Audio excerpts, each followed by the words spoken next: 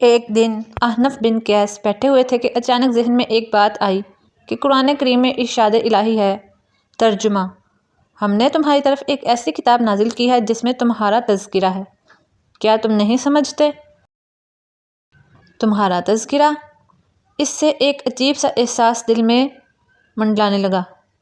آخر کار سوچا کہ میں دیکھوں تو قرآن میں میرا تذکرہ کس انداز میں ہوا ہے، میں کون ہوں اور کن لوگوں میں سے ہوں۔ قرآن پاک منگوایا اور اس میں غور کرنا شروع کر دیا۔ ایک قوم کا تذکرہ ان الفاظ میں پایا، ترجمہ: وہ لوگ رات کو کم سوتے ہیں اور سحری کے اوقات میں استغفار کرتے ہیں، اور ان کے مالوں میں سائل اور غیر سائل سب محتاجوں کا حق ہے۔ سورہ الذاریات، آیت نمبر 17 تا 19۔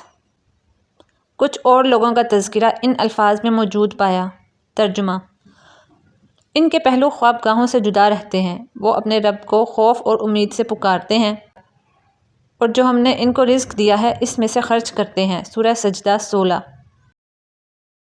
پھر کچھ سوچا تو ان لوگوں کا تذکرہ سامنے آیا جو، ترجمہ: لوگ اپنے پروردگار کے سامنے سر بسجود اور کھڑے ہو کر اپنی راتیں گزار دیتے ہیں۔ سورہ الفرقان، آیت نمبر 64۔ کچھ اور اوراق پلٹے تو یوں نظر آیا، ترجمہ: وہ خوشحالی اور تنگ دستی دونوں حالتوں میں خرچ کرتے ہیں اور غصہ پی جانے والے اور لوگوں کو معاف کر دینے والے ہیں، اور خدا تعالیٰ نیکوکاروں کو محبوب رکھتے ہیں۔ سورہ آل عمران، 134۔ ایسے ہی چند لوگوں کا تذکرہ دیکھا تو بے ساختہ پکار اٹھے، اے میرے رب، یہ تو کاملین کا تذکرہ ہے اور اونچی صفات والے اہل ایمان کا پر رونق بیان ہے، میں تو ایسوں میں سے نہیں ہوں۔ پھر ایک اور انداز سے اوراق قرآنی پر نظر ڈالنے لگے تو ایک قوم کا تذکرہ یوں سامنے آیا، ترجمہ: جب ان سے کہا جاتا ہے کہ خدا کے سوا کوئی معبود برحق نہیں ہے تو اسی کی عبادت کرو، تو وہ تکبر کرتے ہیں اور کہتے ہیں، کیا ہم اپنے معبودوں کو ایک شاعر دیوانے کی وجہ سے چھوڑ دیں؟ سورہ الصافات، 35-36۔ دوسری قوم کا تذکرہ کچھ اس طرح سے پایا، ترجمہ: جب ان کے سامنے خدائے وحدہ لا شریک کا تذکرہ کیا جاتا ہے تو ان لوگوں کے دل تنگ ہو جاتے ہیں جو آخرت پر ایمان نہیں رکھتے، اور خدا کے سوا دوسرے معبودوں کا تذکرہ کیا جاتا ہے تو وہ اس وقت بہت خوش ہونے لگتے ہیں۔ سورہ الزمر، 45۔ پھر کچھ لوگوں کا برا حال دیکھا، ان سے پوچھا جا رہا تھا، ترجمہ: کس چیز نے تم لوگوں کو جہنم میں لا ڈالا؟ وہ بولے، ہم نماز پڑھنے والوں میں سے نہیں تھے اور مساکین کو کھانا نہیں کھلاتے تھے، اور تکذیب کے مشغلہ والوں کے ساتھ ہم بھی دین کا مذاق اڑاتے اور روز قیامت کو جھٹلاتے رہے، یہاں تک کہ موت ہمارے پاس آ گئی۔ سورہ مدثر، 42 تا 47۔ یہاں پہنچ کر احنف بن قیس رک گئے اور کہا، اے میرے رب، میں ان برے لوگوں سے بیزار ہوں اور تیری پناہ چاہتا ہوں۔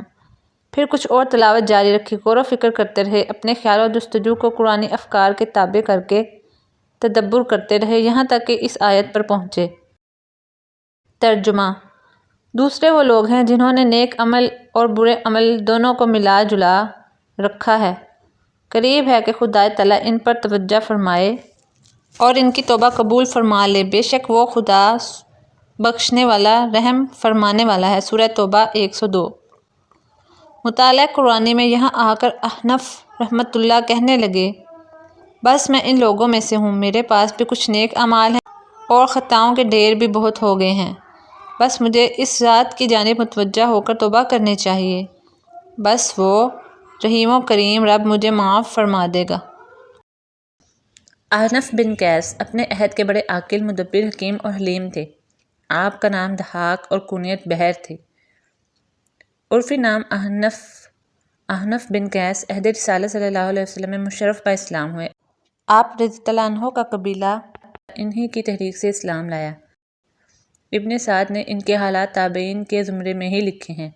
جس روایت سے ان کے اسلام کا نتیجہ نکالا جاتا ہے وہ یہ ہے کہ رسول اللہ صلی اللہ علیہ وآلہ وسلم نے ایک صحابی کو قبیلہ بنی سعد، احنف کا قبیلہ میں تبلیغ اسلام کے لیے بھیجا۔ انہوں نے جا کر اسلام پیش کیا۔